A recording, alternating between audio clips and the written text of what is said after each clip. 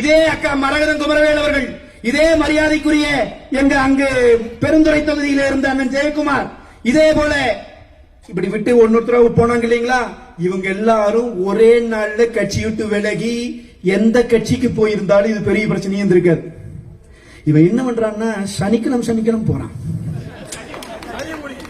சொல்லி இருக்கிறேன், திமுகவினுடைய ஆட்சி நடந்த போது அங்கே இருந்த 9 அமைச்சர்களை பிச்சை போட்ட இயக்கம் அனைத்து இந்திய அண்ணா திராவிட முன்னேற்றக் கழகம். நம்மால கூட்டிட்டு போய் அமைச்சராக்கி வச்சுட்டு உட்காந்து ஆட்சி நடத்திட்டு இருந்தான்.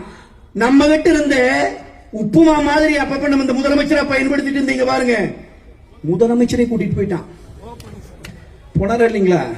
அவரு போனாரு, அமைச்சர் போனா, சட்டமன்ற உறுப்பினர் கூட்டிட்டு போனாங்க. ஆனா திரு ஸ்டாலின் அவர்களுக்கே இருந்த பிரச்சனை என்ன தெரியுமா? திருவாளர் விஜய் அவர்கள் புரிந்து கொள்ள வேண்டும்.